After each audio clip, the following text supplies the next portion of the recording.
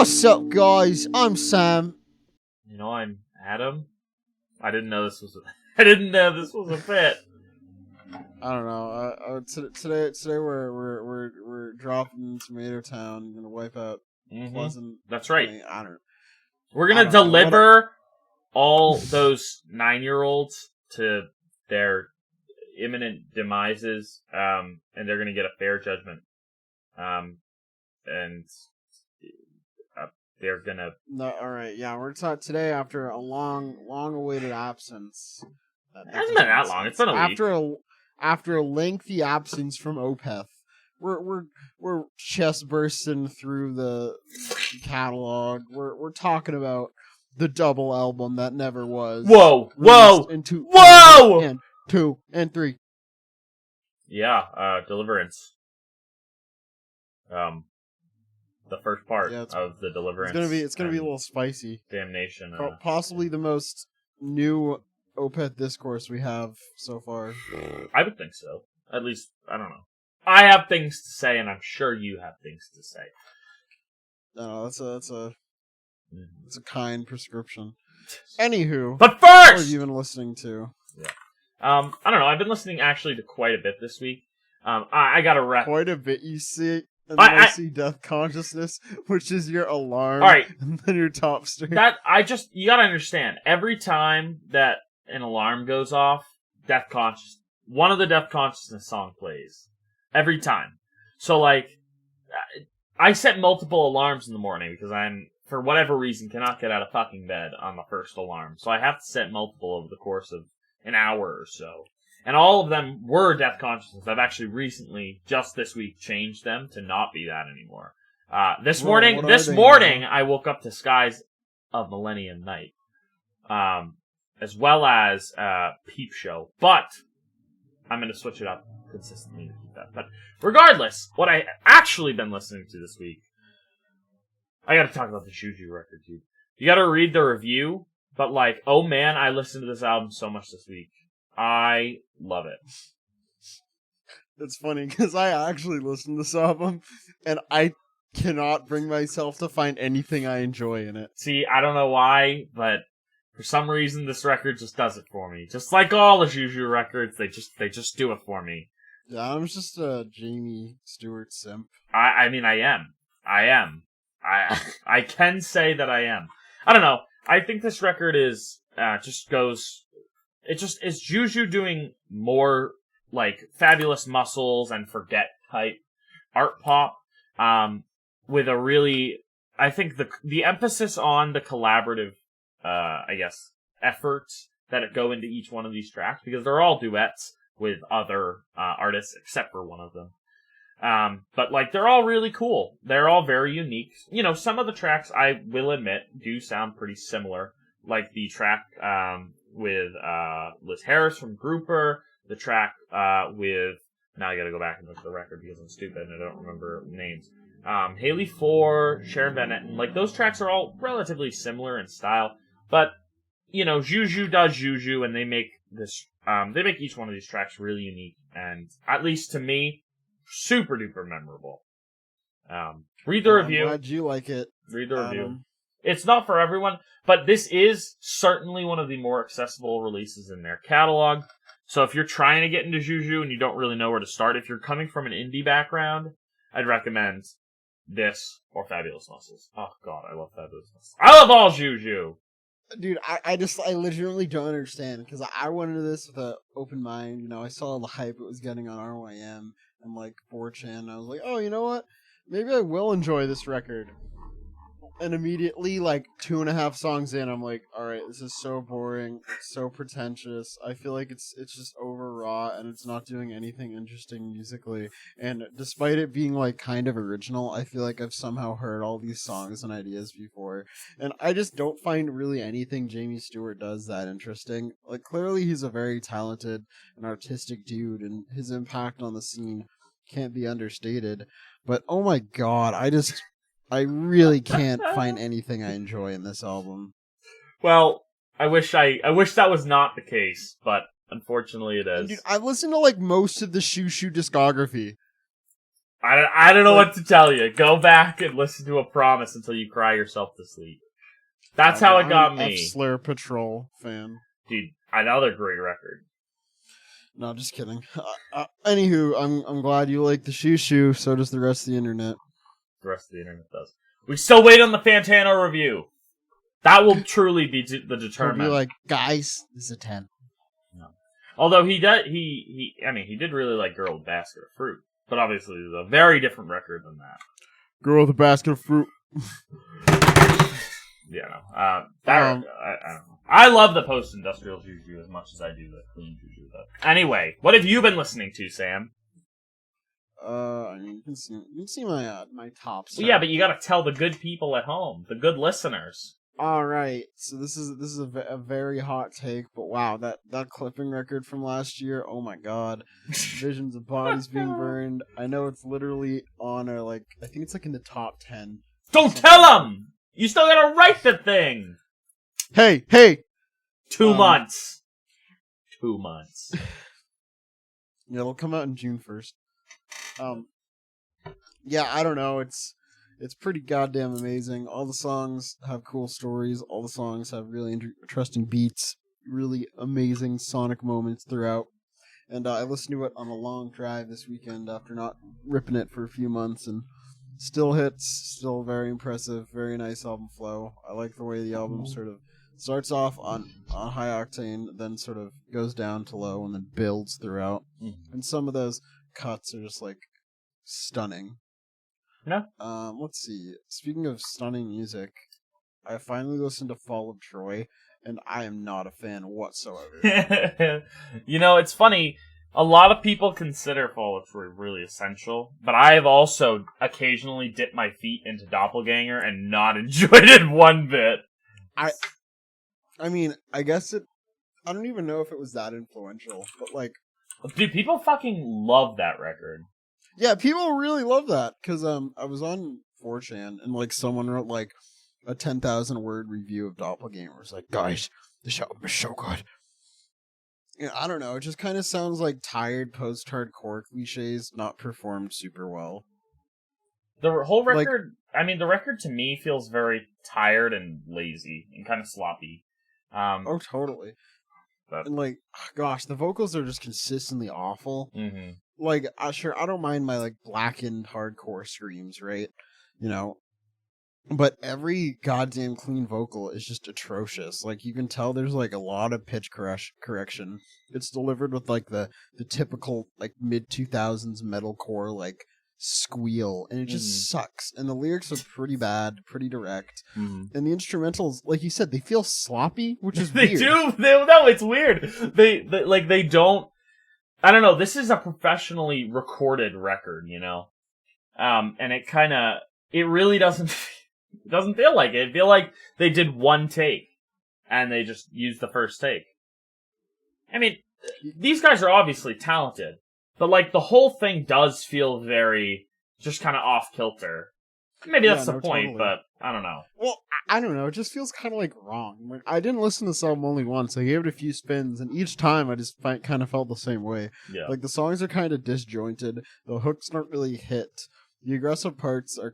I don't know. It's just, like, the whole thing is not that great. And, like, I've listened to a fair amount of post-hardcore, and I sort of expected something like that. I didn't expect to be just this underwhelmed. Right. No, I agree. So, we move. New Cryptosis album? Debut Cryptosis album. Pretty freaking good. Tech thrash. Yeah, I've said this to Sam. The internet says this. Tech thrash is having a year, dude. You got that Paranorm record. You got Cryptosis. We got Vector probably on the horizon. Oh, no. Problematic things aside, that's a lot of really good progressive thrash metal. And this Bionic Swarm album, pretty freaking cool. I don't think it's better than the Paranorm record, but it's certainly a really cool debut for these guys. And I'm glad that they're on the scene and making this cool freaking music. Yeah, no, I agree. And it's funny because thrash just we kind of meme at thrash a lot. If you listen to our podcast from last year, we're like, when was the last time a good thrash metal record came out? Yeah. And these records are both really good and like do the thing that modern metal loves to do, where they take an old sound and then expand upon it while still paying a lot of homage to it, and it comes across as modern and classic, and it's really cool. Mm-hmm. We actually have. I just realized we have a lot to cover because we did miss a week. So we have all of our previous week as well to discuss. Just something to consider. When you literally wake up from a nap a minute before the podcast is supposed to record. Yeah. Well, that's on some people. That sounds like an issue. Right. What else? What else do you have under your belt there, Sam? Bro, we gotta talk about this new single with Sugabog. We for many, this is the most anticipated metal album of the year. Yeah. I hate slam tones. This record is okay. I really feel like it's just... I'm gonna say it. It's meat and potatoes death metal. Oh no, he said the thing! I did it. And you know what? The problem is like, I don't know. I feel like this band has some cool potential. And like some of their songs, like their debut EP that from 2019 smacks hard. But like, for whatever reason, this record just feels so flat on its face. It's just all the songs they're all the same goddamn tone. The fucking snare drum drives me insane. The bong, I don't know. All these songs, I just said this, but all these songs sound the same. All the tones are the same, and they're really not doing anything, I guess, new and interesting that the death metal genre hasn't already covered. And they just feel like, I don't know what, like, I really don't get the hype behind it. And I don't know why they're on Century Media. I think this is really for, I don't really think it's for us, you know? Because like, I do enjoy this album. Like I like my my good old dosage of like OSDMR when I can. And like what makes this album kind of funny is it's like one of the biggest like new modern underground death metal bands are like caveman porno riffs. Yeah.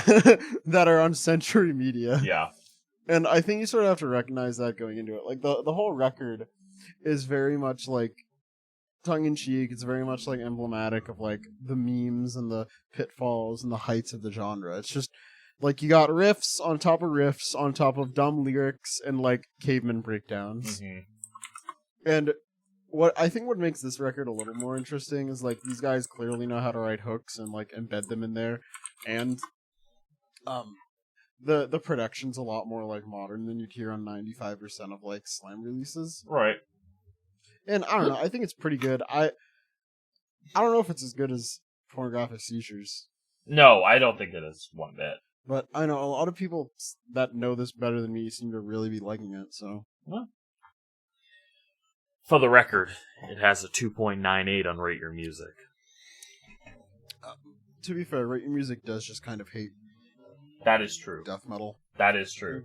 Even the good death metal they don't like. Yeah, well, yeah, because a lot of the people that get into metal through Rate Your Music are heads first and foremost. Oh yeah, they're just gonna rate Blood Incantation above everything, which is accurate. Don't get me wrong, but you know, there's no like, other representation. Like, or what? It's like, oh, amazing OSDMR. I sleep. 15th band to rip off Sunbather with clean vocals. Yeah. No, I know. I feel you. I get you. RYM definitely has a preference, at least in that. Oh yeah, without no, I mean it's good. The people that like it, and I respect that. I don't know. I'll probably throw on like some of the bangers while I'm like getting ready or something. Right. Over the summer, and hopefully, maybe a tour when COVID ends, and that'd be pretty damn. Hey, fun. You know what? I would go to a Sangha show. I would. I'd get sprayed with blood. Okay, I would. All right. Well. I have more to talk about from this week, but I also have some stuff that I think we should mention from last week. I see, and I don't think we've mentioned this on the show, but that Mare Cognitum record came out, and yeah, it's probably. Wait, did we really not? No, I don't. I don't think so, because I don't think we. I don't know, because that record came out. When? Now I gotta look it up. God, literally. Damn it! I think it was the next day. Yeah, it came out the. It came out the 20. Wait, is that right? Hold on. We gotta do some internet sleuthing here. Mind the improvisation, but I'm really not sure. I thought it had. Oh my god! Oh my god! The unprofessionalism is just horrible. We are horrible at our jobs. What the heck? But I'm looking now and it's loading, and I feel like, yes, it came out the day after we uploaded the Grammy cast. Oh, wow. So no, we have not talked about this record. But yeah, Solar Paroxysm, probably one of the best records of the year. At least at this point. No, this record is, like, sickeningly good. Like, when you listen to oodles of black metal, like we do, and, you know, you can just, like, sometimes when you're laying in bed and you close your eyes and you just hear, like, the chromatic tremolo octave riffs with, like, screams over it and the 15-minute long songs. Like, this record does everything right. Yeah. Like, our boy J. Cobb just has nailed the formula. Like, he knows exactly how to make these songs really big and really meaningful, also retaining a lot of the black metal qualities. You got, like, 18 harmony lines for days. The songs build super nicely. There's a tasteful amount of repetition. They all have super cathartic climaxes in the form of guitar solos. Mm-hmm. And the whole thing just feels, like, amazing. Like, I remember it's very rare when you're listening to, like, pretty dissonant underground metal to just be caught off guard by how good something is. I remember listening to Opethyysey in the first song on the day it came out. Oh, yeah. And, like, a minute in, I was like, oh, wow, this is just amazing. And spoiler alert, the whole record's that good. Yeah. And I just, you know, we had our end of year sort of wrap-up podcast where we talked about our favorite stuff of the year that wasn't, you know, most of which is in our primary list that you will eventually see. But, you know, like, there's a reason that we just kind of ooh and ah over Mare Cognitum, particularly Spectral Lore as well, and he's got a new record coming out this year that I'm very excited for. It'll probably also be amazing. Right. So, like, there's a reason that these guys have such a reputation, and, like, I don't know, like, Solar Paroxysm is number 1 on RYM, and it's held that for a week or two, which is pretty impressive considering the fact that, like, the record beneath it directly is the Black Country New Road album. At least, it was until I just checked right now and it has gone down, because you know what has taken over the number 1 spot? Oh no! Is everyone's favorite record that we'll probably end up talking about on the show. But that's coming out tomorrow, so we could talk about that if it is. Yeah, it's dropping tomorrow. I want to mention the Genesis Owusu album, dude. Excuse me? Genesis Owusu? Yeah. I don't even know what you're talking about. You literally... It's on the RYM chart. It's Smiling with No Teeth. Oh, I haven't listened to it. It's freaking amazing. I've just been playing cuts from it for the past, like, month on my general programming radio show, because, you know, variety and whatnot. No. And I really don't like this genre at all, because, you know, a former friend used to play this at all hours of all days, and it was just insufferable. But, oh my god, this album's so good. Like, every time I hear one of these songs, I'm just, like, kind of floored by how good it is. Mm. Like, our guy he has a really good ear for, like, sticky melodies that, like, grab from a lot of different areas. Like, you can hear, like, there's a distinct, like, sort of, like, Middle Eastern influence to a lot of these songs. There's a distinct, like, Motown influence to all of these songs. It feels really modern. There's, like, a death grip sensibility in a lot of the beats that can get really weird. The whole time it's just, like, very airy, it's very warm, it's very fun, while having, like, a socially conscious message. And, like, I really normally dislike this music quite intensely. Like, but this Neo Soul album's really good, dude. All the songs are just great. And I think Fantano gave, like, a strong 8 or, like, a 9, so I'll check it out. But yeah, no, I normally these genres don't jump out at me, so I will have to break that barrier down. But yeah, I don't know. You seem to be hyping it up, and you're right. It has been getting very positively rated, so I'm sure I'd like it. Yeah, it's also very varied, so it's a fun listen. Okay. Yeah. Well, anywho, sorry, we can go back to talking about Godspeed States. I don't know. I mean, I've heard it. I've heard it all the way through. I got the stream secondhand after I missed it. After we both missed it. But that record comes out tomorrow, and I couldn't be more excited. That's all that tomorrow's going to be devoted to is Godspeed Day. Godspeed Day. Godspeed. Obviously, we shouldn't have to discuss it. But, Godspeed You Black Emperor's new record is coming out tomorrow. If you're not aware of this and you're listening to this channel, you're living under a rock. So I implore you to check out The Sunlight and Godspeed when it comes out tomorrow. But anyway, I have a little bit more.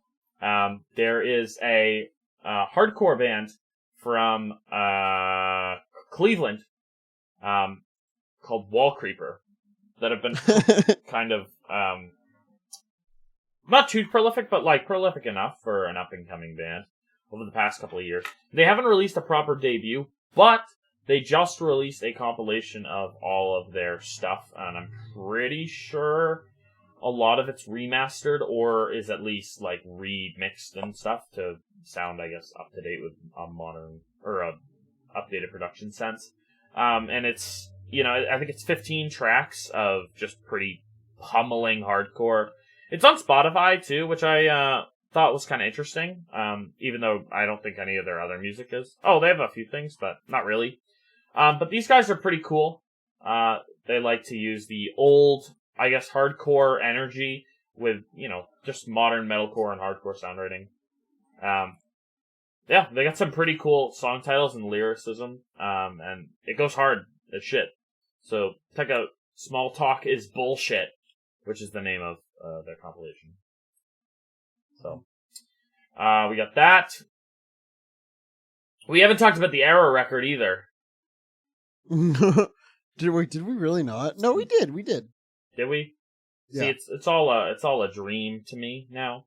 But Adam anyway, has become Nelly. I don't even remember. And you know what? Surprisingly, I haven't listened to a ton, but I am going to devote more time to this weekend now that I have a little bit of a break in my schedule. What? Is the fucking Drowned God album. But I will say, this album's heavy as shit. So, yeah, just listen to it if you kind of like, it's weird. It's like sludge post-hardcore. Like, they've really gone into that Black Sheep Wall, Roar Cow, other groups like that. I don't know. It's interesting. But it goes kind of hard. So check that one out. And I don't know if that's it for me. I feel like there's more. There has to be more. There's always more. I don't know. I can talk about a few things, but... Well, talk about a few things. Maybe we shouldn't force it. Well, no, we don't have to force anything, obviously. But... I don't know. I continually wonder to myself, is The Unnatural World or Sea of Worry better? I do think The Unnatural World is better than Sea of Worry. But I don't think that puts Sea of Worry in any bad context. I still think that album's great. No. That is fair. That's just how I feel. I really like Defenestration song. Kind of a banger. Kind of. Well, it's funny because that album is like, or that album, that song is like utterly removed from the rest of the album. Mm-hmm. I mean, I really love the vibe that record gives off, though. I think that I've said this before, but The Unnatural World and Sea of Worry are the two halves to the entire Death Consciousness. They just made two records with their two sounds, and if you can't accept that and enjoy it for what it is, then I'm sorry. Because they're great. and Have a Nice Life is just, I don't know, one of the best bands in modern music, but whatever. It's fine. All right, It's you ready fine. to talk about Deliverance? I guess as ready as I'll ever be. You know what? I gotta start this with... I'm sorry, but for me, this record is not memorable. And I know it's not intended to be nearly as memorable as something like Blackwater Park or Still Life or any of their, I guess, other discography. But like, I don't know, these songs, they don't stick with me. I know what they are, and like when I hear them, I'm like, oh, okay, that's Reef. Oh, okay, that's a fair judgment. Like, I get it, but I don't know. Bro, not even the outro riff to Deliverance. I mean, there are absolutely moments. But like, overall, I think that this record is lacking in memorability. And I think that's really important for me to just kind of get out there on the bat, because that kind of shapes a lot of what I listen when I listen to this record, and when I'm trying to analyze it. No, I mean, honestly, yeah, no, I'm gonna be real. The more I listen to Deliverance, because like Deliverance has always sort of been a weird spot in the Opeth discography for me, because like, I mean, when I like think back on like how I got into Opeth, I didn't really listen to this album or Damnation until I got Spotify, and all the others I had a lot of experience with beforehand. And so Deliverance is, of the golden era, this is definitely the album I've spent the least amount of time with, but I don't know, it's definitely interesting because I found Deliverance for me is like the album that has all these moments in my mind that like I associate sonically with like Opeth, but I just can never tell what song they're from. And then when I'm listening to Deliverance, I'm like, oh, there's that part. Like the ending to Wreath, or like the like super memorable lead for A Fair Judgment. I think it's very similar to Orchid in that way. I feel yeah, and where, I mean, I think the background of this album is really telling as like what and how the whole experience happened. Well, would you like to explain that? Perhaps that would give our viewer base a better contextual taste of what we're why we're saying these things this way. Yeah, sure. So basically, after Blackwater Park, which was released in 2001, and this album was released in 2002. So keep in mind, they had a very short turnaround for this. After Blackwater Park, Michael and the guys were sort of on top of the world. Like, every publication was like, yo, this album, best metal album in a while. Best metal album in a while. And, they'd finally achieved pretty successful global distribution and whatever. And if you read a lot of interviews, like with Michael, he'd be like, man, I was such an arrogant shit at the time. And so one of his friends, actually, Jonas from Catatonia, was like, hey, if you're having trouble writing heavy songs, because at this time all Michael could do was like write clean songs after Blackwater Park, because playing a lot of those songs on the road, I don't know, he just really enjoyed the clean melodies, which is a bit telling as to where Opeth would eventually go. And so he just wanted to do a soft record, but obviously the label's like, no, you're a death metal band, bro. Do it. And so Jonas from Catatonia was like, hey, why don't you make 2 records, one heavy and one soft? Whoa! And the label's like, sure, but we can make it a double album. And then they started recording. So they started recording this album in summer, basically, of fucking 2001. The other one. And Michael describes the process as utter hell.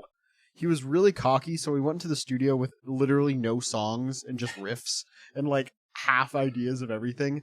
And if you read interviews about this time, he'll just be like, yeah, what I'd do is I'd record all day, sleep in the studio, write the songs and the lyrics in every part at night, and then record them the next day. And this just happened for months. On top of that, there was some pretty serious struggle within the band. Like after a few songs in the recording process, Peter just yeeted out and just like abandoned the process. Lopez was starting to get seriously into heroin, so he was like on the nod every now and then when they were recording. And Mendez was, just being Mendez. And it's I don't know, it's kind of funny because I managed to find a copy of the liner notes from the 2015 remix of this album, which is really good remix, much better than the original. and Michael's just like, yeah, it was horrible. And so that's sort of, I think, paints the picture of the album. A lot of this record was written exclusively by Michael, and he just sort of had to shit out a lot of music to appease the label. Oh, and also the recording studio they were in, they recorded Deliverance in Knoxville. But there was just a lot of technical issues to like mics getting switched out and then like band members leaving. And then so they ended up finishing the record in Studio Fredman, where they recorded Blackwater Park with Wilson, who would finish like they'll do the last like little bit of Deliverance and all of Damnation. Interesting. And I don't know, it's just such like a bizarre recording process, but I think listening to this album, and you can kind of tell that like Michael was really just shitting out these songs and riffs and ideas because he had to, and everyone in the band was abandoning him. It really is kind of interesting to look at this project, and I don't know, like with that lens in mind, it makes a lot of sense as to why a lot of these songs sound very similar, and basically are relatively the same in terms of structure and all forms of writing, because of that. That being said, like there are some moments of absolute brilliance on this record. Oh, well, yeah. I won't discount that. Yeah. But No, like the transitions in particular, I feel like Michael hit his peak here. Like the transitions between sections on this record are just nuts. They're astounding. They flow perfectly. They flow beautifully. They all add to the song. Mm-hmm. But this is all like, it also adds a lot of things. Like this is the most open, if you listen to the original mix, which I did for this podcast quite extensively, this album is easily the most open Opeth mix. Like when you listen to Blackwater Park, I sort of think like it's almost shoegazy in the sense that there are all these layers, they're all doing a bunch of things, and they all sound amazing. This record is very much 2 guitars, drum, bass. Yeah. And there is so much space for Michael's growl. It sounds so distinctly different than any of the other Opeth records here. Mm-hmm. Yeah. I agree with that. And also the riffs are a little simpler. Like if you go on like a lot of prog metal threads and they're like, what album or what death metal song should I learn on guitar as a beginner? A lot of people recommend this album because as someone who can play this whole album, it's really not that complicated, especially in comparison to like the stuff on Blackwater Park or Ghost Reveries. And it sure doesn't come across that way either. You know, like the riffs are pretty freaking heavy and still pretty weighty, but they are relatively simple when you listen to it. I agree. And like that's a good thing and a bad thing. And it's also kind of funny because this record was supposed to be part of a double album with Damnation, and then like right before they released, the label's like, cut it in half. Forget that. Yeah, no. Yeah, which is weird and interesting. I know, and when you listen to them in context, you can definitely sort of tell that's the way it was supposed to be. Right. And a lot of people think Damnation's the best Opeth record. It's probably my favorite Opeth record. I know every note of that record, in and out. Deliverance is pretty good, don't get me wrong. Like there are a lot of great moments here. Like I think Deliverance is actually probably the best Opeth song. You say that often. Yeah, but dude, Deliverance. I mean, it's a great track, don't get me wrong. But yeah, no, I mean there are some truly, truly great moments, as you said, but as a whole, I feel like it doesn't hit you as hard initially, and for me, it's definitely a grower. I found like this album works the best for me as like background noise, and this is the only Opeth record I can say that for. Yeah, you know what? I agree with that. I listened to it once today, and I listened to it just a little bit before we started recording, and I mean, I agree. It kind of does make very nice Opeth background noise.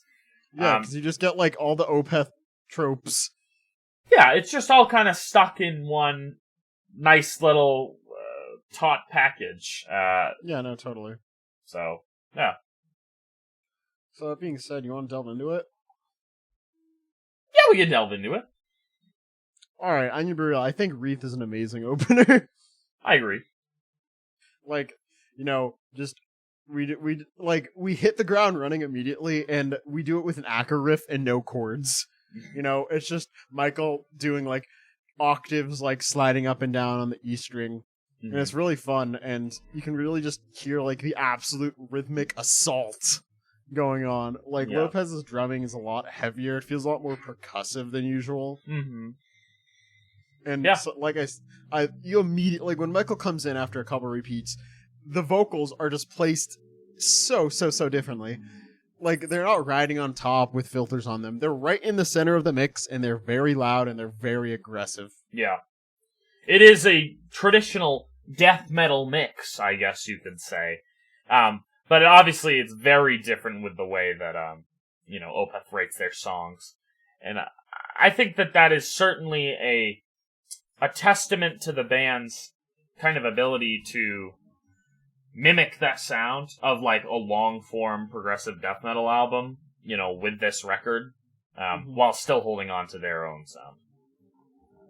Yeah, and I mean, this song, when I listen to Deliverance, the thing that sticks out is the transition, and this song is no different. Like, the way it just kind of expertly glides between these really aggressive metal riffs, and, like, the more, like, melodic part, where Michael's like, endless night, always preserving the calm, moment behind.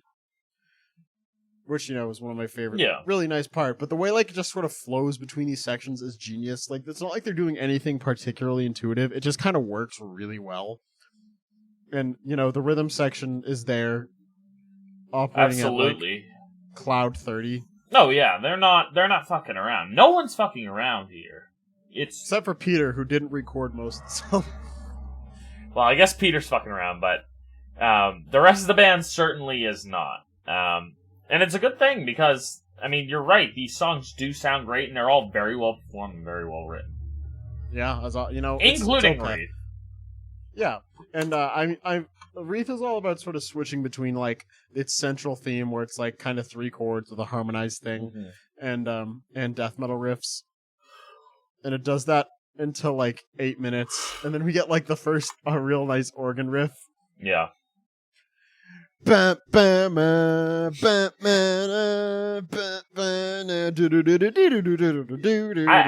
think when you bring up the transitions, it is really interesting because maybe I don't think these songs are too long, but, like, you absolutely recognize the fact that, like, they are just continuing on. Mm-hmm. It's like, I don't know, I'm not gonna attribute it to, like, a jam band, but, like, I don't know, when you just watch a jam band just continuously play for, like, 40 minutes, like, there is some talent to that, and able to keep it afloat and sound good. And obviously Opeth is nothing like that. Michael's a genius writer, but these songs do have that kind of quality because you are just like, oh shit. It keeps going. Totally. And especially in contrast to like when you think Still Life, when you think Blackwater Park, when you think Ghost Reveries, those albums are so tightly composed. Like, you get the sense that almost every transition, every riff, every solo is immaculately placed. Yeah. And with this album, you can tell, like, there's an old Chuck Schuldiner form of writing songs. Where if you don't know what to write, you just grab a riff from the beginning and put it in. And especially on Reef, like, that's really what it does. It switches between a few riffs until, like, the outro section. And I don't know, the solos in the song are pretty sick, and I like the very final, like, little thing at the end where it's like, calling me back, closure to bleak, I'm leaving. Like, I don't know, it's cool. It sounds nice. It's Opeth once again, and they're taking the riff from before and making it a little more atmospheric. And as always, I don't know, like, at this point in the discography, you know what you're getting in an Opeth record, and they're pretty much delivering. It's just not as immaculate as their other work.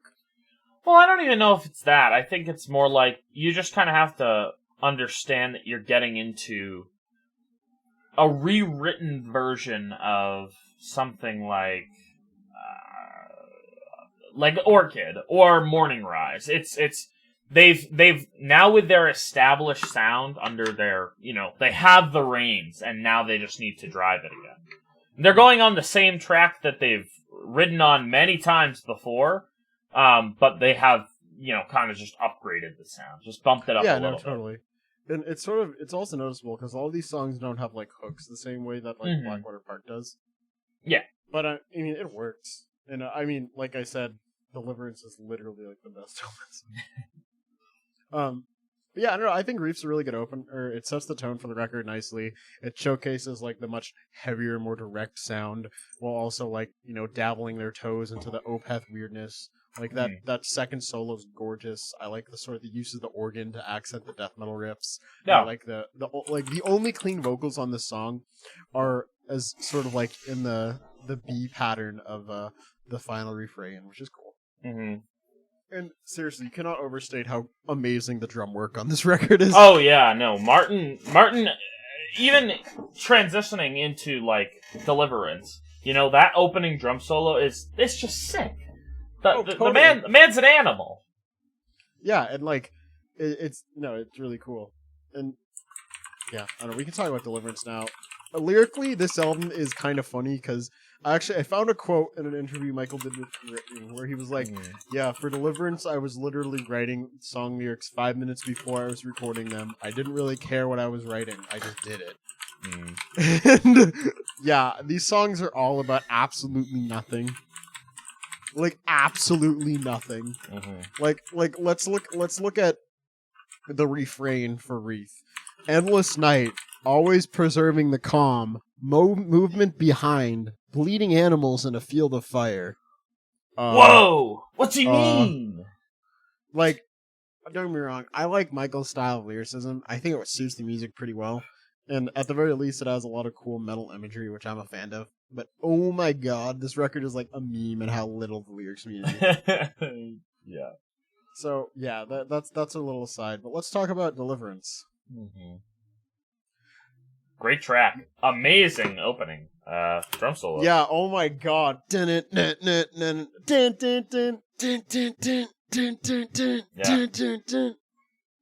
No, this song just gets me like ludicrously excited. Like, I think this is one of the few Opeth songs that, like, I just know every note.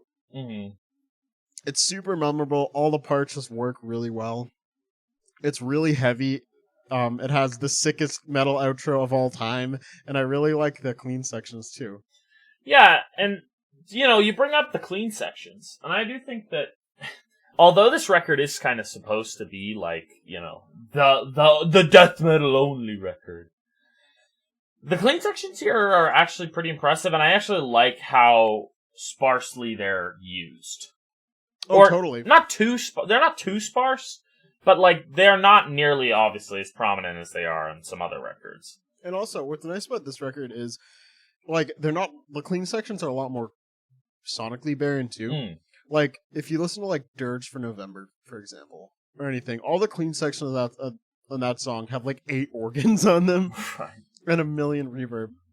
And sure, the mix is still full here, but it's a lot warmer. It's a lot simpler, and it kind of furthers the section, and it creates that that signature dichotomy. Yeah, that's a good way to put it. I mean, dude, this song is like almost perfect. Like, the way it transitions between like the pretty simple dun, dun, dun, dun, dun, dun, dun, and like the walk with me parts, really cool. And it's just pretty gorgeous. And also there are all these like really clever like lead melodies and like lead tricks that they're doing here. Like there's a lot of like weird Evo usage, as always. There's a lot of wacky lead stuff. Peter had to walk out on the recording, but he did not walk out on the Evo. Do not worry, okay? Have no fear. Yeah. Yeah, and I mean, I really like the solos in this song. I think they're really iconic. I like the way the song is constantly switching up the rhythm. Like Michael in another interview said that he was inspired by Meshuggah in writing the rhythm for the outro, and you totally hear it. Yeah. Like the one is always changing, and it creates a nice like circular thing that you normally don't hear. His rhythm section tackle. It also has a chorus, which is pretty cool. Yeah, no, I agree. This song, it does have a nice chorus to it. So, yeah. I mean, I also think this song has one of the longer clean sections on the album. And I don't know, I think that's just kind of... Yeah, no, I agree. Weird. I also really like the back and forth in the first half, and the way that it eventually just goes into like the all over now, disappear into the no. I really like that part. I like what I like is how that there is pretty much, at least for the first half, there's you have that sort of chugging riff that started in the beginning, and that just goes to the entire thing and keeps coming up. I don't know. It's more of that prog songwriting wonderfulness that we love from the boys. And that's what kind of makes this one interesting, because the song is really intro, then A B A B A B A B, and then outro, and then a second outro, which is the very iconic one, because it just goes between like the dun dun dun and the clean section, and then a variation of the clean section, and then a variation of the dun dun dun. Yeah. And then we get the second solo, which is a very nice tippity tappity solo that goes into that amazing Deliverance. Yeah. Deliverance. Where laughing at me. What the hell is? I was gonna say a joke, but I can't remember the song that sounds very similar to the Deliverance, but I can't tell on it. But regardless, no, I think you are certainly correct to say that this is one of the best Opeth songs. I wouldn't disagree. Oh, and there's so many just moments of brilliance here, like the way like that the high tremolo guitar kind of leads into the outro is so sick, because you get the end of the Deliverance like laughing at me phrase, and then everything cuts out except for that high pick guitar, and then the rhythm section comes in, and suddenly it's just the coolest fucking thing ever. Like, I go bananas every time I hear that riff. Is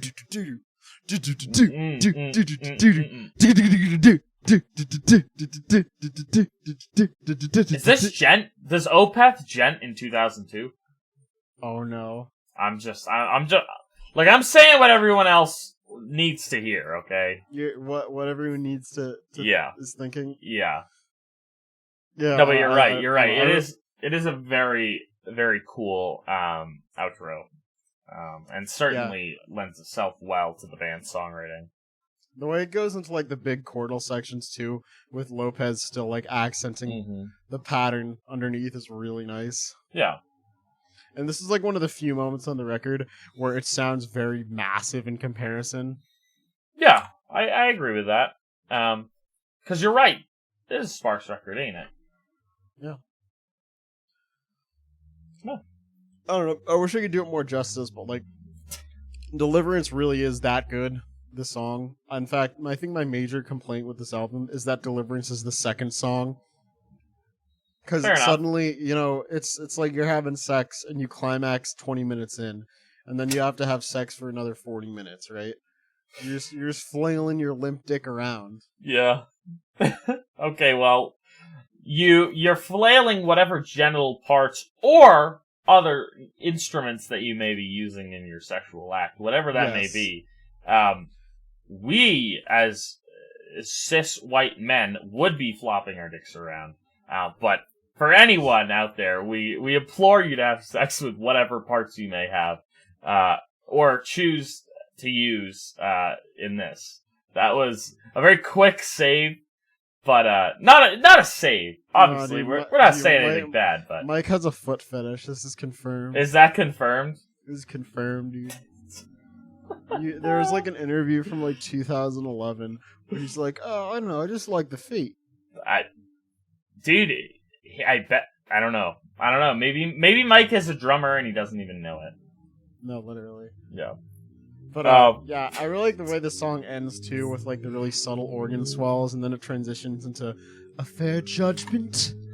Mm-hmm. Do you want? How are the tracks on this, or how are the lyrics on this track? This is actually like one of the only songs like a pretty clear lyrical thing. Which is? So this was inspired by a story told from Peter's girlfriend at the time. She was at a party in Sweden, and some dude was in the party, and he grabbed a knife, and he was like, "I'm gonna kill myself, ah!"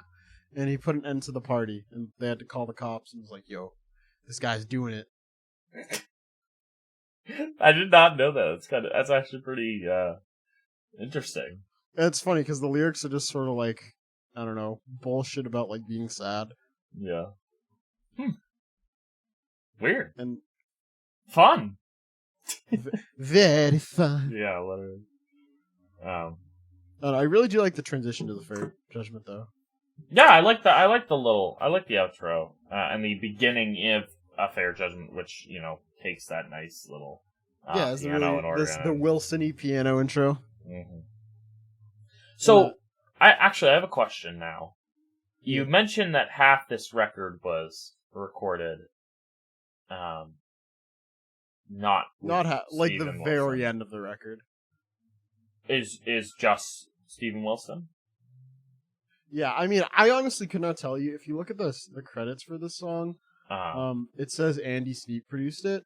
That's interesting. But I wouldn't doubt that certain aspects of it, because this does sound very Wilson-y. It sounds very like Damnation-esque. And distinctly different from the rest of the record. This is the ballad. Mm-hmm.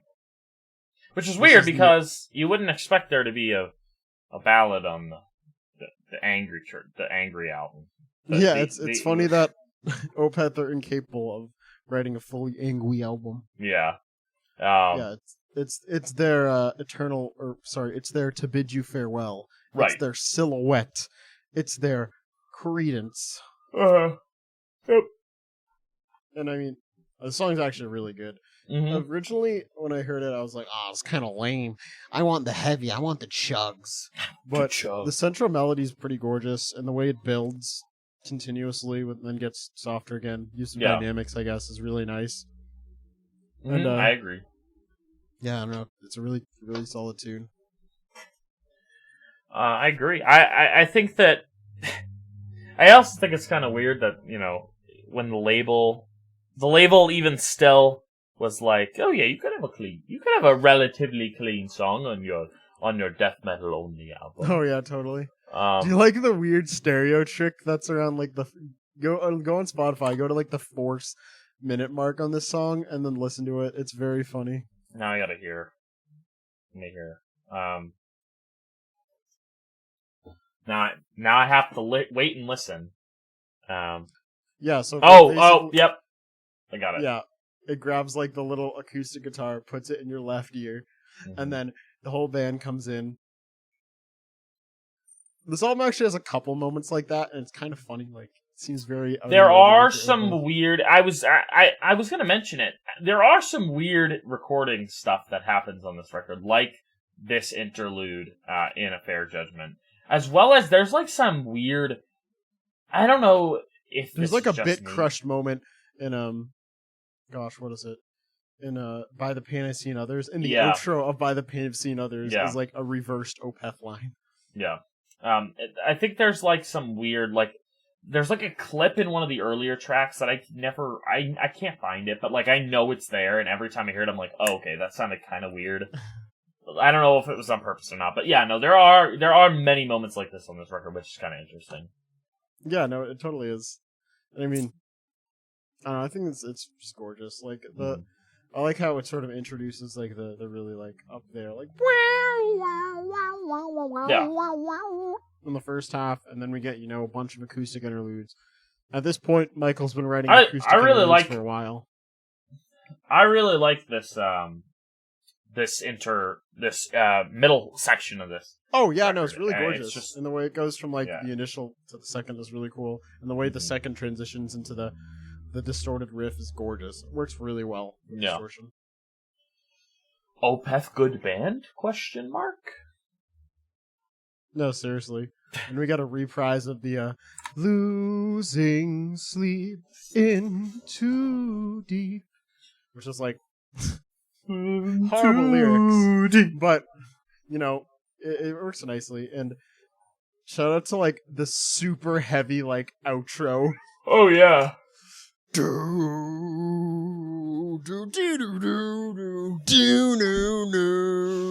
Yeah. I mean, again, Opeth know how to write song, and I think I will say this is probably one of the best written songs on this record. Yeah, no, it's really clever the way it transitions. Yeah, and it's I also think it's just one of the more dynamic on the whole album as a whole.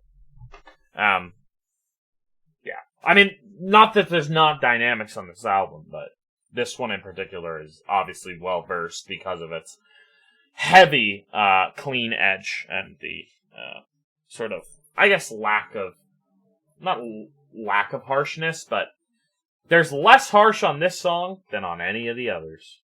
Yeah. And, I don't know, maybe better off for it. Perhaps. It's Perhaps. at the very least, what we're 6 albums in, and Opeth know how to do the thing where you play two really heavy songs to start off that are long, and then you throw in a lighter song as a break. Yeah. That is it's actually a little misleading here because, in the it is previous misleading. records, we'll had Benighted and Harvest, and this record has a Fair Judgment, and Fair Judgment has some heavy as balls moments. Like, you get this straight up, like, doom outro. Mm. And that's why I think one of my biggest critiques of this album is just the listening flow. It's a little off. It feels a little long and like a little I agree with that. I agree. I think a big part of that is here, actually. I think a big part of it's here, and I think another big part of it is that immediately after you have an interlude track. Now, I don't, I don't think that For Absent Friends is obviously, a pivotal moment on the record. But what I do know is that, like, you're right, after an already acoustic track, like, I'm ready to get back into the screams, okay? I'm ready to get back into the scrams. Yeah, the screams and the eames, I'm ready to get back. So I totally understand what you mean. Yeah, and, like, it's kind of tough, because there are basically 5 songs on this record, and all of them are over 10 minutes. Yeah. And that can be hard. Yeah, it can be hard, and especially when, like, at this point, like, I remember listening to this album the day after we recorded the Blackwater Park cast, and, like, at that point, we've been grinding Opeth for months. And you hear this record, and it's like, oh, it's another turnaround. Oh, it's another melody. We're not losing faith in you, Opeth, we're not, but there does come a point. I really do think that, like, I think we're going to judge this album a little harsher than it should be, just because of its placement in where we have listened to it. Yeah, totally. And I think that goes against it. Like, if you read AMG articles, he'll say this is his least favorite Opeth album before Heritage. Right. And, like, I kind of get it, because, like, you can make an argument for basically every Opeth album being the best, and this one just kind of comes in an unfortunate place in the discography. Yeah. Like, it's sandwiched between, Blackwater Park and Damnation, and Damnation is a very special record, and it's a very gorgeous record. Blackwater Park's the best metal record of all time. Right. And the fact that, like, don't get me wrong, Deliverance is great. Like, we'll get to this later, but it's probably an 8, like a light 8. Yeah. And that doesn't make it bad. It's just, it doesn't reach the same heights. But there are moments, like we said, that are truly amazing. And I think For Absent Friends is actually a really great interlude. No, I think it is too, but its placement is the problem. If you threw, I know, like, I don't know, like, they break the formula here, kind of. I mean, if you go back to fucking Blackwater Park, you have Patterns in the Ivy directly before Blackwater Park. Yeah, if you go back to, well, I guess it doesn't really go farther than that, but still, I think that Master's Apprentices should be probably before For Absent Friends, and then For Absent Friends brings us into By the Pain I've Seen Others. Yeah, totally. And but if we've been talking about, like, how, Michael just sort of let it go and, like, embrace the Opeth trope in the memery, Masters of Apprentices is literally the meme. Yeah.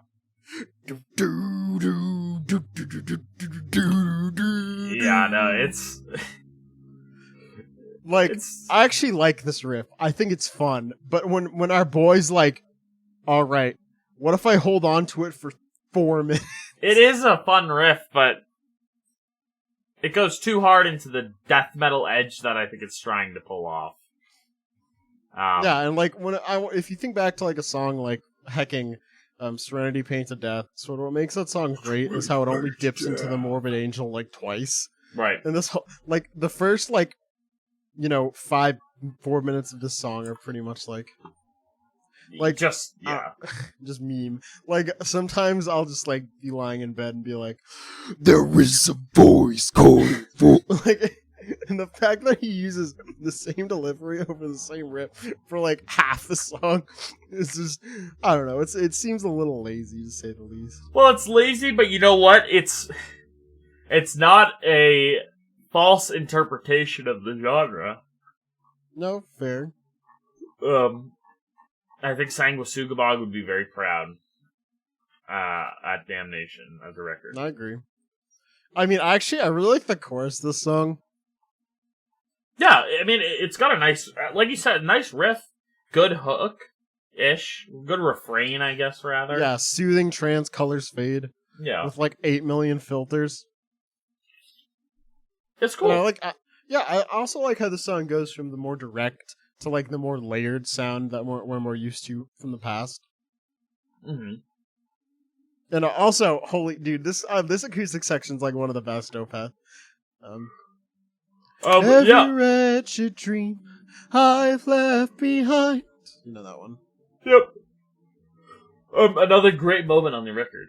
One of the more memorable, certainly. And then we get like the weird like 70s prog, like the Yes reference, where he's like the Mm-hmm. Like that is such an interesting thing to throw in there. I don't know, I really like it. And I think, you know, the song, like all Opeth at this period, flows extraordinarily well. Transitions are on point. The way it goes from that like 70s prog rock section back into, you know, heavy as ballsness is appreciated. Mm-hmm. I agree. Yeah, and those outro chords are also pretty fire. Mm-hmm. They sound great. They certainly sound great. But yeah, I don't know. I mean, I think this track is good, but I do think that it relies too much on the gimmick, which is not always a bad thing.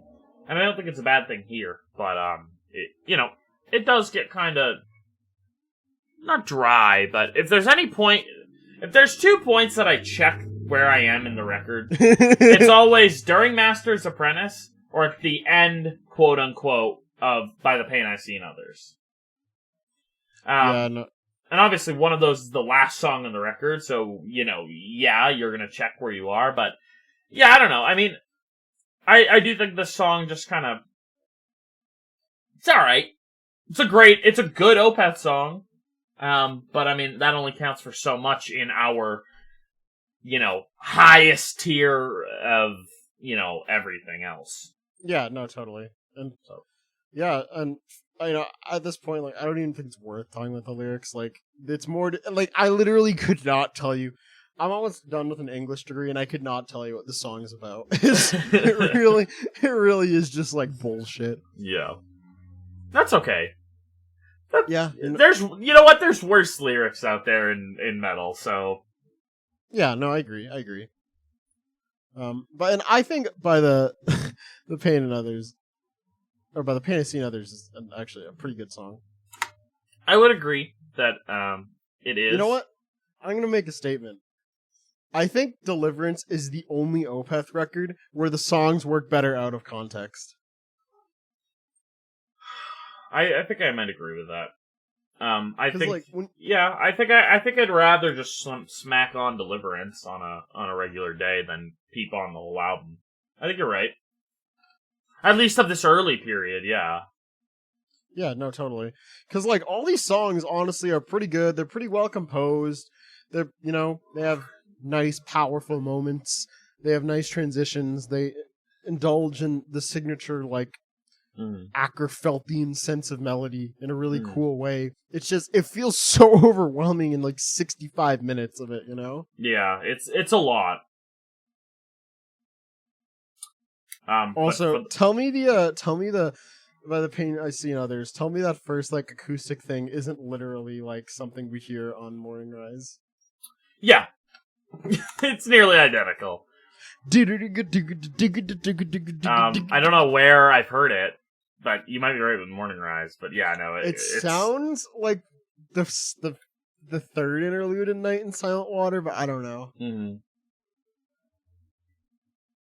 It also sounds like an Agalloch riff. Mm. Yeah. Also, we get some like screams over clean sections here for like the first time in their career. Yeah, which is a good stepping stone, obviously. I mean, this is gonna sound stupid, but the reason I don't hate this track, but the fake outro makes me cringe. I'm sorry. What do you mean? Like the song just ends at 9 minutes, and then it just sits there. Well, it does the mid 2000s thing where you ended and then you had I like know. a little No, I secret know. bit. No, I know. I know about the secret track, but I just think it's stupid. Bro, it's Master's Apprentice reversed. I know it's not. Yeah, but why?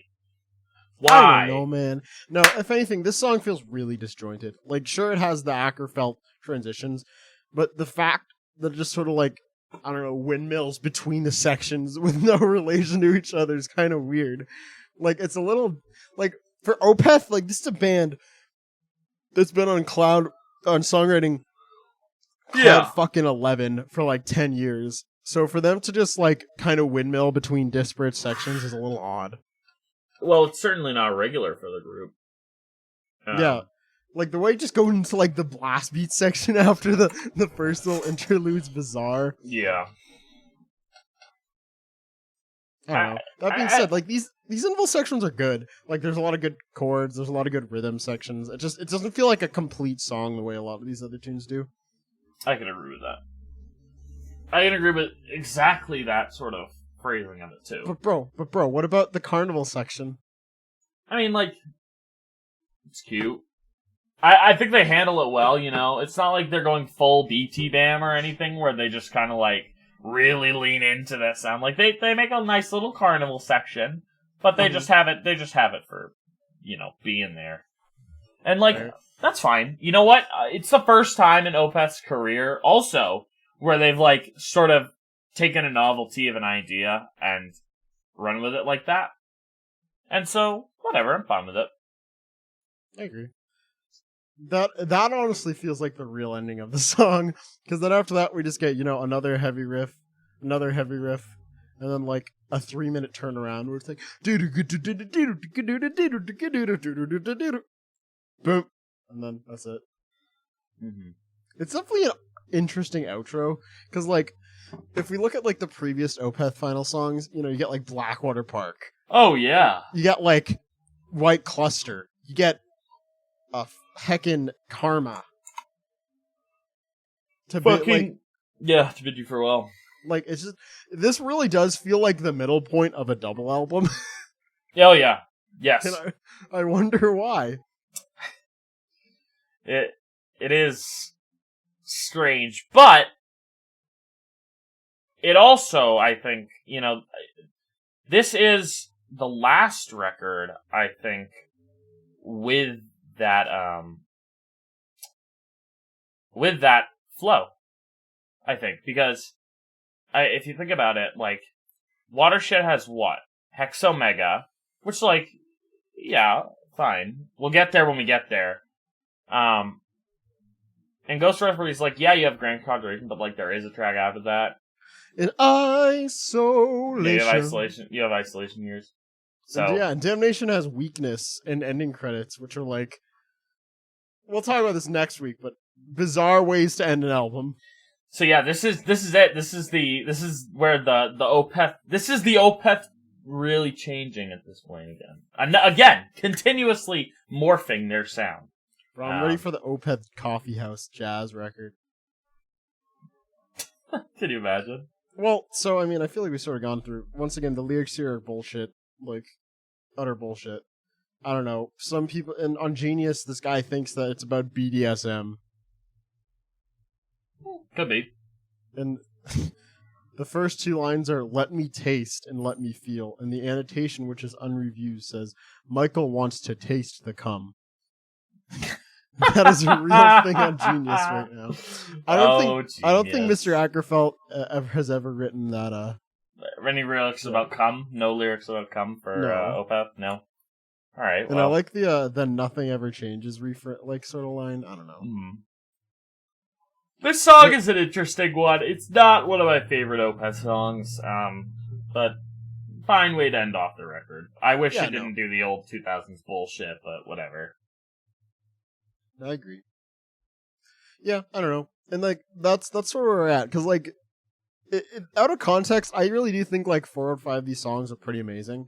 It's just, like, when you're listening to them one after another, it just feels kind of tiring in a way that I can't really quantify, because I can listen to Orchid and Morning Rise, which are both longer than this, and not feel anything. This record does feel long. Yeah. And, like, unnecessarily long. But, I mean, the songs are there for the most part, and, clearly, you know, Michael Lagerfeld was operating at a song on some Nirvana shit, I don't know. Right. Like, Wreath's great, Deliverance is great, Fair Judgment's great, For Ops and Friends is interlude, but Master Apprentice is pretty great. By the Pains the Others is kind of but it's not bad. Yeah, this record is, as I think you put it well, it's a singles album, even though I don't think there were any singles for this fucking for this album. Yeah, what, you're gonna release like Deliverance single version? It's just one solo. Literally. Yeah, well, I mean, this record does have fans. Like this actually sold more copies than Blackwater Park. It's weird. And if you look at a lot of like OG Opeth heads, they have a lot of fond memories of it. I mean, I can imagine being in 2002, not being an actual baby. And, you know, just going hard as shit to a Deliverance only show. You know, they just play through no doubt. Yeah. I'd be tearing up. But totally. I think in hindsight, it's certainly more of a timepiece in that way than it is now. I mean, it's still good. Like, look, Opeth have been playing Deliverance to close out their shows for the past few years, and like, I'm really pissed we missed them in Worcester last year when they canceled the show. Yep. Could have seen Leper Affinity and Deliverance live. Would have been great. Woulda, shoulda, coulda. I don't know. With this record, we're sort of left with like half of a double album that doesn't really feel complete without the other half. And it's still good. It just doesn't reach the heights that like came before or will come after. Mm-hmm. At least, I don't think this is the worst record here by. Well, I probably enjoy this record a little more than Orchid. I think Orchid's actually better, but I think I enjoy this record more. I think I'd probably say the same. That is where I was gonna originally rank it in my personal list. Was gonna be below Morning Rise, above Orchid. Because you're right. I do think I think that this record is a little easier to listen along with than Orchid is for a numerous amount of reasons. And also, I mean, Orchid doesn't have Deliverance. That's true. So yeah, I don't know. If you want to listen, like if you're taking some time out of your day and you're listening to Opeth, you have the time. I definitely throw on Damnation after this because I really do think it works better that way. I think so too. I feel like we can get into that a little bit more next week when we sort of talk about Deliverance and why, or Damnation rather, and you know how they kind of work together. But yeah, I agree. Because honestly, that's another critique I have of Damnation, despite it being my like probably favorite Opeth record, is that it doesn't feel like a full album. It feels like an EP that should be tacked on after another album. Right. Yeah. Makes sense. But yeah, I don't. So we'll probably like this is a light 8, and it's like a little better than it's a little better than Orchid, just because you know modern Opeth write better songs. Mm-hmm. Yeah, I agree. Yeah. So what's the ranking right now? Bottom to top. Orchid. More Deliverance. Morning Rise. Still Life. No. My Arms. Still Life. Blackwater Park. Blackwater Park. There it is. We've broken it. We've done it. We've broken the order. It. We changed. Yeah, I'm excited to talk about Damnation. I've cried to that album more times than I can. Than you're count. Proud of to count. Yeah. See, I feel that way about A Promise, but obviously some people don't feel the same way. This guy. That's it. We're doing a Juju dive, all 12 albums. Bro, I'd rather die. There's so much music there, but Yeah, no, doesn't he have like 20? Like you're not counting the collaborations, well, yeah, bro. no, yeah. So you got, don't forget, you got Merju, you got Nina, you got Place Twin Peaks, there's a ton of shit. But anyway, we're not talking about Juju. We're talking about we were talking about Opeth. But now we're news time. Now I guess it's news time and album announcement time. All right, dude, we got some pretty good news today. Yeah, we got some mimetic news stories, bro. Yeah. Bro, Lil Nas X, is he a metalhead? I guess, dude, yeah, he must be. I mean, he liked Daredevil. You know, you saw the video, I think. Have you seen Call Me By Your Name? Yeah, dude, it's based. Honestly, I like the song, too. Me too. I've had it stuck in my head all week. Yeah, dude, it's a what's great crazy track. is Lil Nas X is like literally our age. Yeah, he is beep, unknown age. You just go look up Lil Nas X's age and you'll find out our age relatively. Me and Adam are 40. We're just going to college late. Yeah. That's why we listen to Opeth, because only people over the age of 40 with man buns listen to Opeth. That's true. It's like that meme of Fantano with the beard and the glasses and the long hair. Yes. He's like, yeah, I listen to Opeth. How could you tell? That's a good one. That's a good theme.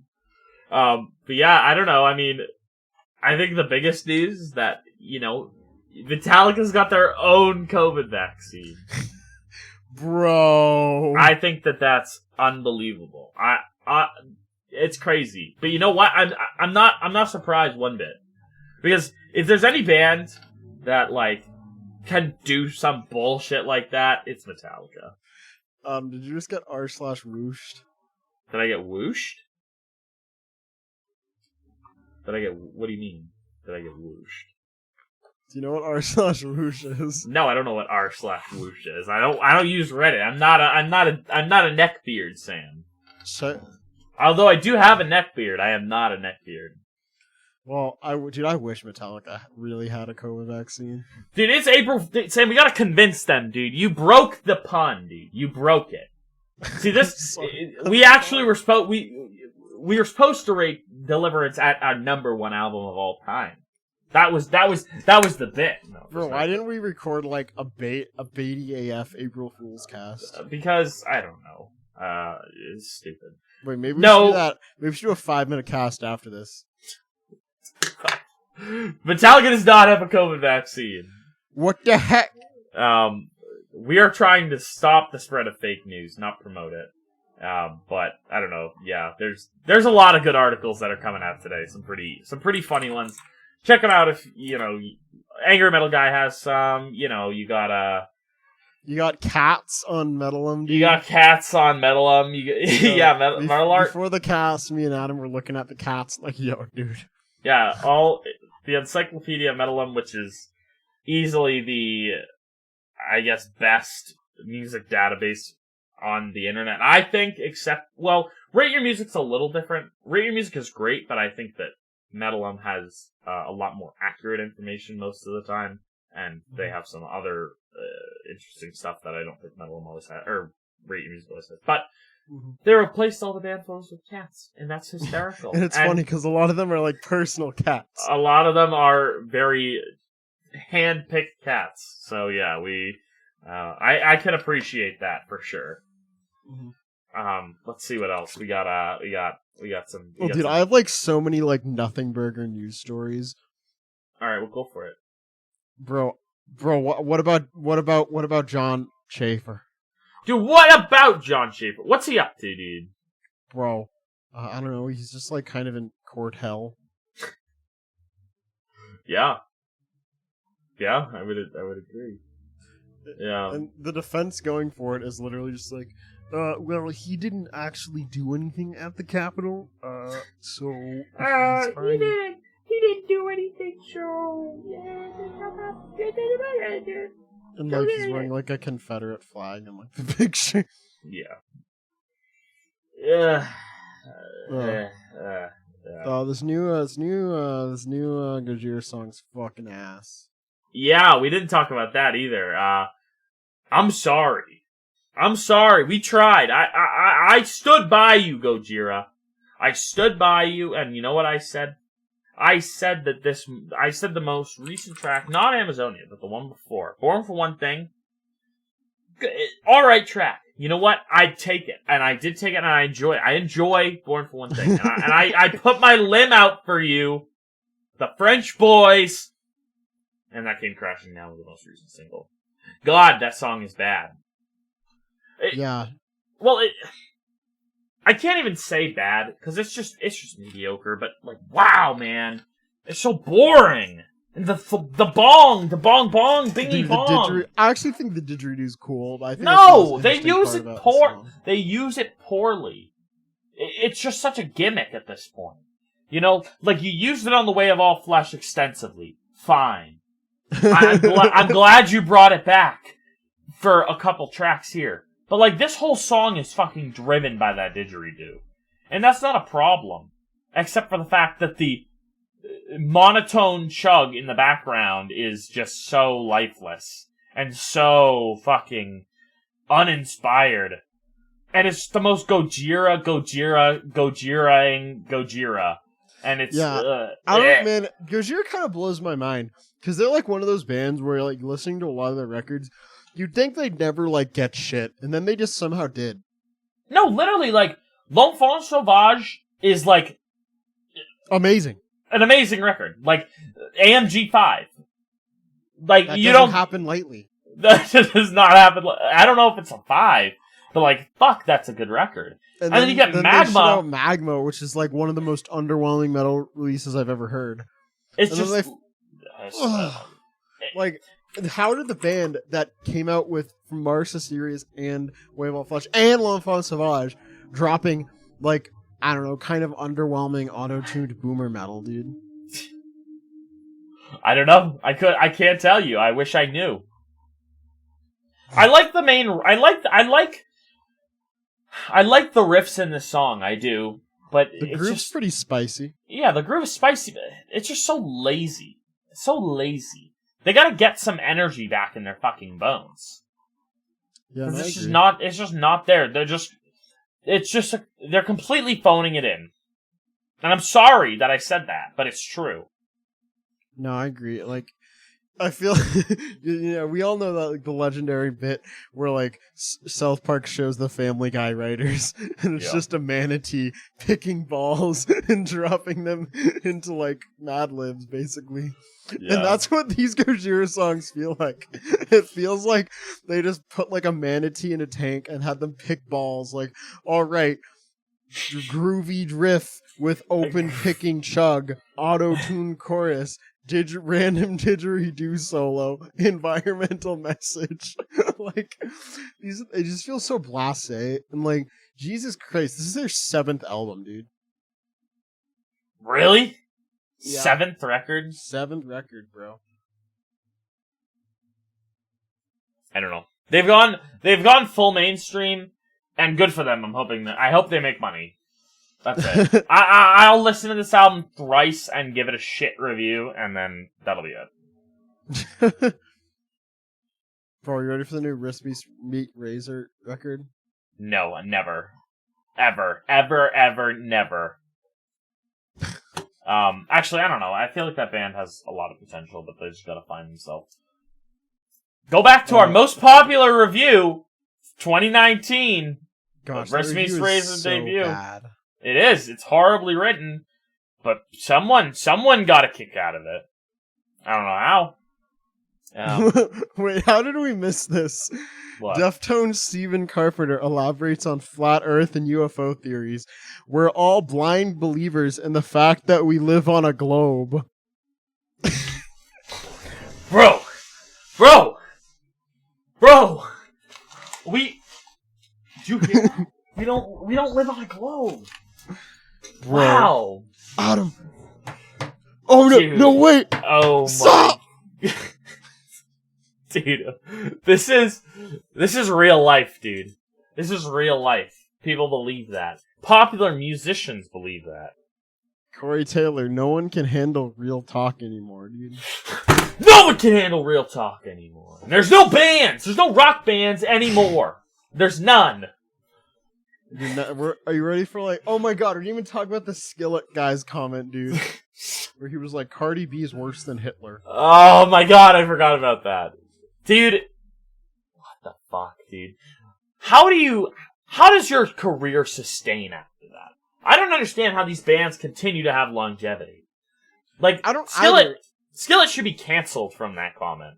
I would cancel Skillet if I had to. It helps that like their entire base is like 50-year-old white people. Very true. Oh, see, I just transitioned from Amazonia to Born for One Thing, and I'm already impressed. Gojira, I know you have it in you. Like, you just gotta, like, is something going on within the band? Do you just not like performing together anymore? That's okay if it is. We need to know. Because we're Skillet. We're Gojira. We're suffering, Gojira. Dude, you know this album's gonna come out and like Rolling Stone is like gonna be like, we invented a new metal reward. It's called the John Lennon Metal Reward. We're giving it to only amazing albums. Gojira and the New Code Orange one. I'll take New Code Orange. They're basically inventing a new genre. This song is way better than Amazonia. Man, Adam's just... No, I'm not gonna make that joke. Anywho... I don't know, man. It's funny, because, like, I said there are a lot of mimetic news stories, and there really are, but I feel like literally none of any of this matters. New Zealand just had a 120,000 person metal festival. Wow! Hey, we're from a state in New England, which I'm pretty sure we said before, but, New Hampshire residents can sign up for a vaccine tomorrow, so. That's true. And I plan to get it. As you all should! Dude, We're corporate plants! Adam wants to get microchipped. I'm trying to microchip you, all! Bro, what happens when Bill Gates spills some coffee on his keyboard, bro? You're gonna... Our brains are gonna... It's gonna be cyberpunk all over again, okay? Actually, funny that I bring up cyberpunk. Apparently that game is playable now. Apparently the new update makes it playable. Dude, that's what I've heard. Cyberpunk, and it was one of the most underwhelming game experiences of my life. I'm just reporting what I hear. We're just the messengers, the vessels. Dude. Our guy, Frederic Thorntonall, bro, he's back. He's back? He's rejoined back? It, bro. He's back in the shug. Der Shug is saved. Also, how have we not listened to the new Evanescence record, bro? I don't want to. I don't think it'll be good. We can, for our Patreon bonus episode. Exactly. Is Evanescence. Evanescence on Metalum? There's no way they are. I would be willing to bet that they are. But now I gotta find out. So, find something to cover with in the meantime. Do you like... Oh gosh, I literally closed out. It's actually their most highly rated record on RYM since Fallen. Stop, bro. I'm reporting the news, man. The journalist, you can't shoot down the messenger, okay? He's just bringing the info. Bro. Alright. Bro. Let's see if Pitchfork has any albums they like. Oh, you listen to the Arm & Hammer record? No. I hear it's good. I don't think they miss, ever, so... I'm sure it's fucking Lost great. Boys. Lost Boys. Lost Boys. Hustler. Lost Boys. Hustler. Hustler. Oh, what do we think about the new Justin Bieber record where he samples MLK? Stop. No. Evanescence is not on Metalum. Yeah, I told you they would be. Although there was a band called Evanescence that were a Liverpool, UK death metal and hardcore band that released one record. Actually, they might have released multiple records. They released a record in 1999 called Seeds of Inhumanity. That's a nice name. They're a 4-piece. They changed their name to Withdrawn before Evanescence. Bro. And let's see who's in this band. Bro. Anyone I know? No, Bro, no one. there's a future funk record in the top 10 of RYM right now. Is this America? Bro, This is America? it's a future funk. Don't catch you. Slipping up? Wait, in the top 10 of the year? Oh no, it's number 12 now. It's Chance de la Soul. The Japanese? Maybe. Korean? I don't know how to read those. Well, I mean, I don't know. languages. It's using hiragana. Okay. You know, I really like when I go into the fucking the RYM top list, and there's like for a week after it's released, just a ton of shitty power metal and melodic death and synth there. It's all they're on there for a week, and then they go. Dude, I've literally been to a future funk show, and this is giving me PTSD. Whoa, a post-industrial record came out this year. All right, it's in the top 30. We're talking about nothing. Let's what's coming out tomorrow aside from God's P? Oh, dude, we had a good week. Woad, everyone's favorite UK black metal band, who had the banger debut in 2016. Oh, Woad? Yeah. Burning Mirrors comes out tomorrow on $20. For those heavy metal heads, those boomers in our audience, we have the new Haunt record coming out. I hate this music. I hate this band. I think that they're poo-poo. But you know what? No, but you know what, Sam? I've garnered a respect for the one-man heavy metal band known as Haunt. Because last year, you know how many records they put out? How many? 3! You know how many putting out? They already put out another one this year. Jesus Christ. But good for your work ethic. We're not even talking about the new Celestial Sanctuary. I haven't yet, but that is one. There's a Drone Doom concept album about being fused with your spacesuit by a band called the Mountain King. Okay. It's 2 tracks, they're 45 minutes each. It's called The Smell of Stars and Vomit. 2. That sounds like a bad 4chan post. That's real, though. It's real.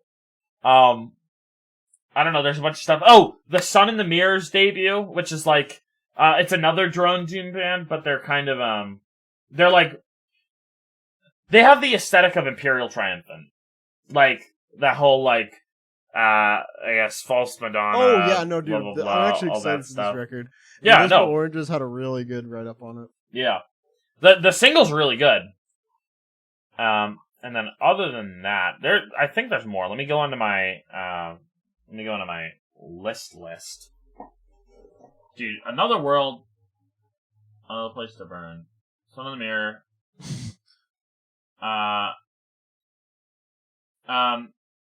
Shemek is another band. There's underground though. Shouldn't do too much about the underground. But another record that's been getting a lot of hype is the Sleepwalkers record, which is I don't know if they're a Japanese band, but they use Japanese. All right, no, I'm not going to say that. They use some sort of Asian script as their primary. I can literally read Japanese, so show. Well, I don't know if it's Japanese or not because I'm a big dummy and I don't want to assume anything. But that record's been hyped up. Invincible Oranges did a write-up on that one, too. Another Maurice de Jong project is coming out tomorrow. What's it called? Oh, it's called The Black Mysteries. And the record is called ... and the opening of the shadowy sepulcher that yawns behind it. That's Chinese. That's Chinese? See? That's why I'm glad I took it back. Actually.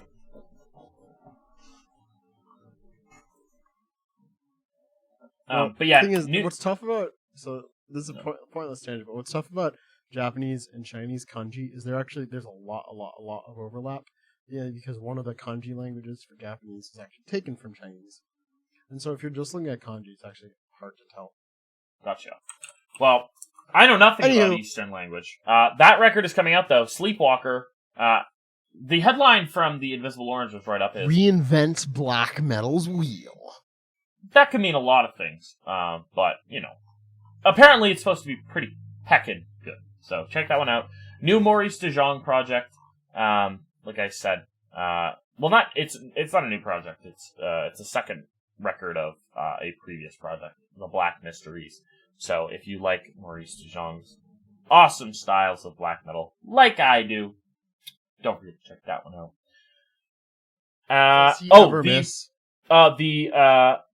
The Rorcal and Earthflesh collaborative 2-song LP, Witch Coven, also comes out tomorrow.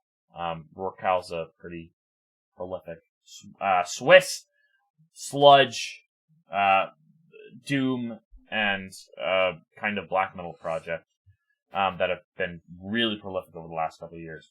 And you know what's interesting about this group is, while I've never personally heard of most of their material, I have heard of them in terms of, like, apparently their record from 2019, which I only recently started listening to, is fucking one of the head No Clean Singer writers put that as easily his best black metal album of 2019. Wow. I hadn't heard of it. Great moves. I hadn't heard of it, but I listened to it and I was like, holy frick. And normally I don't know if I'd be too excited about it, but it is a collaborative record, with Earthflesh, who is, just a noise artist. Imagine being a noise artist. Just a harsh noise wall artist who's come out of the scene this year. So, like, yo, I don't know. It's gonna be epic. There's 2 songs. There's Altars of Nothingness and Happiness Sucks, So Do You. So I don't know. I think it'll be cool. I have it already downloaded because it's already available for download on their Bandcamp. So I might do some of that later. But that one is another one to check out. But those are most of the records that come out this year. Or tomorrow. Fair. Nothing too big, but there's a lot of underground bubble buzz tomorrow, so yeah. Yeah, you had me hyped up. I was like, oh my god. So many things. So many releases. And obviously there is so much more. So, I don't know, I'm excited for God's P. Oh, God's P. Yeah, right, God's we've P. been going for way too long. Long enough. But I don't know. We'll be back next Thursday, for another edition of the Opethyssy. This time we're doing Damnation, the quiet one, the lo-fi one, the acoustic one, Steven Wilson one, the Steven Wilson one. PMMetalGuide. Forever. Jesus Christ. We're gonna get copyright stricken.